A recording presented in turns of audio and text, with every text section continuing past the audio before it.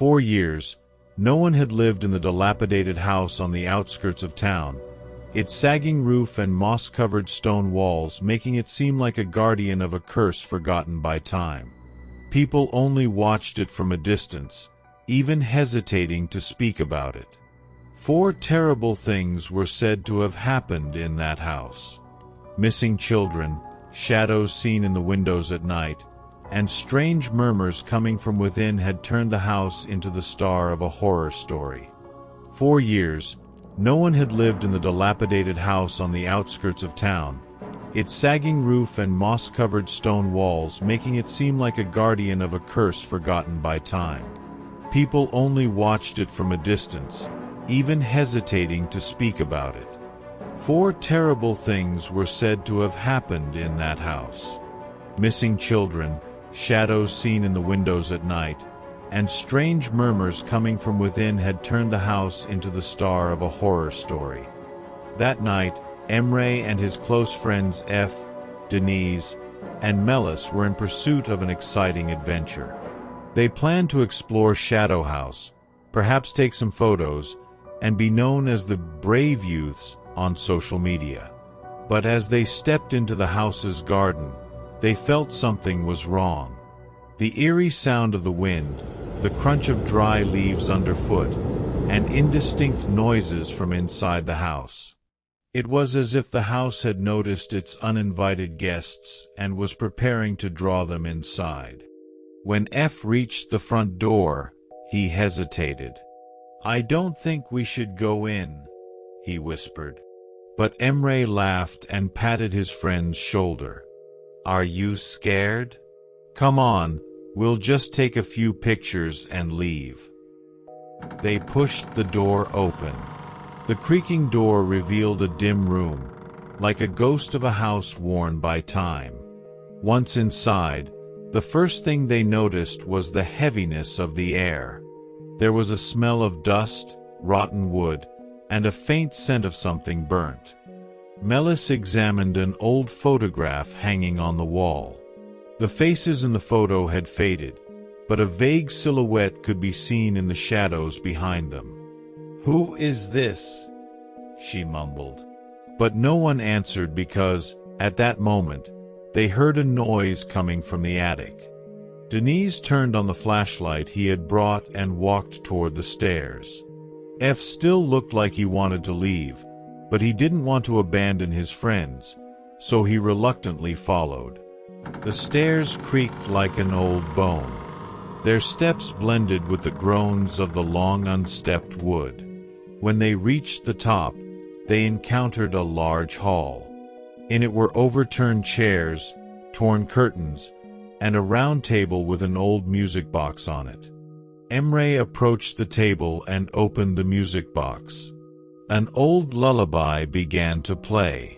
But strangely, as the melody progressed, the whispers from behind grew louder.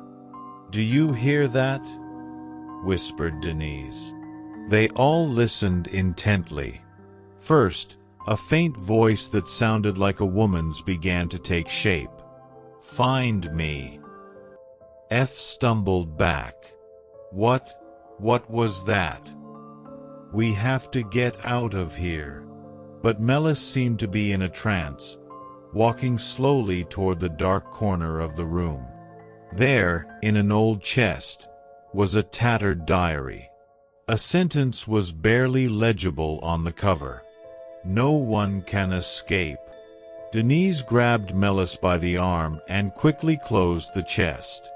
But at that moment, a thunderous noise shook the entire house. Something had fallen in one of the rooms downstairs. "What was that?" F shouted. At that moment, the doors slammed shut. It was as if an invisible force had taken over every corner of the house. The windows rattled, and a deep, muffled groan resonated through the walls. The spirits of the house were no longer willing to set them free. Melis panicked and dashed into the corridor, but at that moment, the floor beneath her feet suddenly gave way. She screamed as she fell and disappeared from sight. Denise immediately bent down and called for Melis, but all he heard was an echoing breath from below. Emre tried to pull Melis back without panicking, but it felt like something was pulling her down. They could not resist the force that was dragging Melis deeper into the house. Finally, Emre used all his strength to pull Melis up, but her eyes were vacant. She took a deep breath and whispered just one word. "It's waking up." Then, everything inside the house suddenly fell silent. The doors opened, the wind ceased, and the whispers vanished. It was as if the house recognized its victims and had chosen to spare them for the time being. Struggling, they managed to get outside.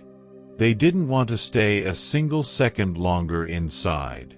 But just as they took one last look at the house, they saw a dark figure watching them from the upstairs window. Was this the entity that had allowed them to escape that night? Or a warning for the next visitors to the house? Trembling in uncertainty, they walked away. And they never returned to Shadow House again. But the curse remained, waiting for its next visitor.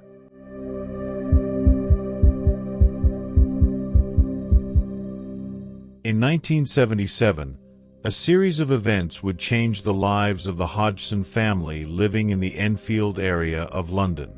Single mother Peggy Hodgson lived with her 4 children in a modest house.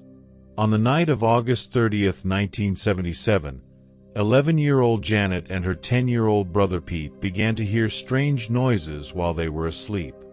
At first, they thought it was just their beds gently shaking, but they had no idea they were about to face a terrifying reality.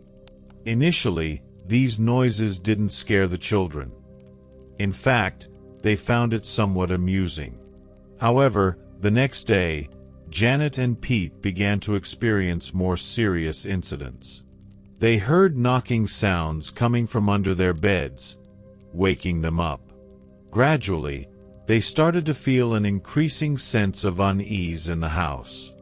After the first strange incidents, unexplained occurrences began to escalate in the house. The children started to notice objects moving and sudden noises. One evening, while Peggy was preparing dinner in the kitchen, she heard a loud noise behind her. When she turned around, she saw a lamp on the table fall to the floor by itself. In shock, she shouted, "What was that?" The next day, Janet told her mother about a strange figure she had seen in her room. "There's a man watching me, Mom. He's standing in the dark and looking at me." Peggy became worried about her child, but thought it was just her imagination. However, that night, the mirror in Janet's room inexplicably flew across the room and crashed into the refrigerator. Over time, Janet's communication with Bill Wilkins deepened. Janet began to learn more about the house's past. Wilkins, the previous owner, spoke about the loneliness and despair he felt at the time of his death. One night, while Janet was in a deep sleep, she suddenly heard Bill's voice saying, "Don't leave them, help me." This situation began to increase the pressure on Janet. She felt as if she were alone in the house, and her siblings became increasingly silent, fearful of the events unfolding around them. As the events gained media attention, many paranormal investigators and journalists flocked to the Hodgson home. Maurice Grosse and Guy Lyon Playfair stayed in the house for weeks to document the terrifying occurrences. The researchers sought to gather evidence of Janet's deep voice, the moving objects, and the unseen entities behind the doors. Grosse, determined to prove the reality of the events, used various devices to make recordings. During their investigations, they found themselves in frightening situations. One night, while Grosse was recording a sound, a chair suddenly began to slide across the room. He couldn't believe his eyes. "Something is here," Grosse said with a look of terror. the events continued in a certain pattern within the house. However, Gross and Playfair began to encounter increasingly horrific occurrences. Janet would sometimes lose consciousness and move in strange ways. In those moments, a terrifying silence enveloped the room. One night, Janet described a nightmare she had. Something was dragging me down a dark hallway. There was a voice behind me saying, "Come, I will help you." As Gross and Playfair began to understand the depth of Janet's fear, they felt the spiritual situation in the house was becoming more complex. Peggy noticed that her children's conditions were deteriorating. Their son Johnny was having nightmares every night and would wake up crying, saying, "They're calling me Mom." Peggy began to think that the situation had gone beyond a limit. The children's moods were changing, and the atmosphere in the house was tense. One day, Gross and Playfair decided to hold a séance in Janet's room. However, during the séance, Janet's behavior became bizarre. She suddenly opened her eyes and screamed in a deep voice, "Leave me alone, I want to go." Everyone was in shock. The researchers believed that a negative energy was present in the house. Peggy was determined to try everything possible to cleanse the energy of the home. However, the entity within the house was thwarting all their efforts. One day, a loud scream echoed through the house, terrifying everyone. Gross believed this was the spirit's reaction. As the events escalated, the researchers realized that the situation was becoming uncontrollable. Janet would sometimes lose her mental state and perform strange actions. One morning, when Peggy entered her children's room, she witnessed Janet curled up in bed, her face filled with fear. Janet felt that a watching entity was present. "It's watching me, Mom. There's something with it." Peggy mobilized all her strength to correct her daughter's condition. The events continued for about 2 years and eventually began to subside gradually. Peggy felt the effects of the trauma her children experienced. The traces of everything they had lived through during that period reflected in their lives. Janet and her siblings had not experienced a normal childhood. Years later, Janet admitted that what she experienced during those days was real. However, she believed that some events had been exaggerated and dramatized to attract media attention. Today, the Enfield poltergeist case remains one of the most discussed and documented cases in the history of paranormal research.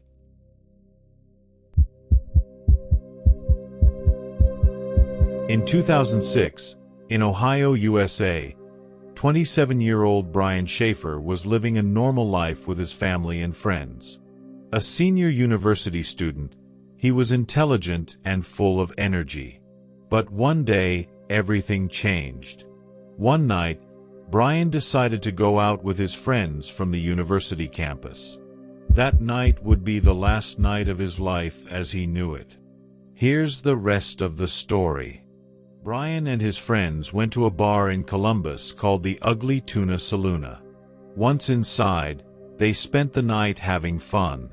As the night progressed, Brian's friends decided to move to another venue. But Brian chose to stay behind and continue chatting with a few other people. That moment would be the last time anyone ever saw him. The next day, Brian's disappearance became evident. No phone calls, no messages, no trace of him at all. The area surrounding the bar was searched for hours, but there was no sign of Brian. Security camera footage was reviewed, and it was confirmed that Brian was last seen near the entrance of the bar, as if he was about to leave. However, there was no record of him ever stepping outside or of where he might have gone. Something was strange about the footage. Although Brian appeared to be leaving, there was no one visible around him as he walked toward the exit. It was as if he had simply vanished into thin air. As the police investigation deepened, it became clear that Brian had disappeared without leaving a single clue behind. But even more disturbing was what the security cameras had captured. On the night of Brian's disappearance, a shadowy figure had entered the bar through the back door, someone who could not be identified. From that day forward, Brian Schaefer was never seen again. His family spent years searching, but no solid leads were ever found. Many theories emerged. Some believed that Brian had chosen to disappear voluntarily, while others suspected something far more sinister. Whatever truly happened that night, his disappearance remains an unsolved mystery to this day. Brian Schaefer was a medical student at Ohio State University in Columbus. The sudden disappearance of a bright young man with a promising future soon became the talk of the city. However, as no one could uncover the mystery behind his vanishing, the case grew darker. On the morning after Brian went missing, his family and friends tried to contact him anxiously. At first, he didn't answer his phone, something that was completely out of character for him. Normally, Brian would regularly message his family and close friends, keeping them updated on his day. But that morning, there was nothing. One of Brian's friends tried calling him again from outside the bar later that night, but he still didn't answer. This was an alarming sign. Realizing something was wrong, his friends immediately called the police, and the search for Brian began swiftly. The police started investigating the ugly Tuna Saloon, the last place Brian was seen. However, the security camera footage from that night only deepened the mystery. Something highly unusual had happened. While everyone who entered the bar appeared on camera, Brian, after stepping toward the exit, seemed to vanish without a trace. There was no footage of him actually leaving the bar. This wasn't something that could simply happen in the span of a few seconds. Upon further analysis of the footage, the police noticed a shadowy figure outside the bar's back entrance. No one could identify who it was. The figure, barely visible in the footage, entered the bar's security area in the late hours of the night and exited a few minutes later. Strangely, Brian had been standing in nearly the exact same spot at that time. While everyone else who left the bar was captured on camera, this figure somehow disappeared. The presence of this unknown person left investigators puzzled. Several theories emerged. Some believed that Brian had intentionally disappeared. However, Brian had always been close to his family, and with his entire future ahead of him, why would he choose to vanish? Others suspected a far darker scenario. Perhaps Brian was under some kind of threat. Some believed he had been forcibly abducted. There were even rumors that the mysterious figure seen that night had been watching Brian, waiting for the right moment to strike. There was something eerie about the atmosphere in the bar that night. Some witnesses reported that the lights flickered strangely, and the air felt unnaturally heavy. A few people claimed they had felt an overwhelming sense of unease, as if an unseen force was present. Some even spoke of figures who didn't seem to belong there. Men who stood in the corner of the bar, whispering among themselves, looking in the direction of someone who wasn't actually visible. Those who remembered the night Brian disappeared recalled the chilling atmosphere inside the bar, the darkened corners, and the unsettling glances exchanged between unknown figures. Outside, beyond the glow of the streetlights, an area of complete darkness lingered. Something was happening there, but no security footage captured it. A few weeks later, police expanded their investigation to the surrounding areas. As they dug deeper, another strange occurrence from that night surfaced. Someone had been lingering near the bar for an unusual amount of time. A security guard from an apartment complex near the bar's back entrance reported seeing a man walking around the area throughout the night. The guard recalled making eye contact with this individual, who didn't appear threatening but seemed to be deliberately patrolling the area. However, when police tried to track him down, the man was nowhere to be found. The disappearance of Brian Schaefer remains an unsolved mystery. To this day, Attempts to uncover the truth continue, but all that remains from that night are the chilling testimonies of those who saw Brian last. Some recall seeing a mysterious figure, while others remember the unsettling, almost sinister feeling in the air. Yet, despite all the theories and speculation, Brian Schaefer was never seen again. That night, he seemingly vanished into the darkness, leaving behind only unanswered questions and an enduring mystery that still haunts those searching for the truth.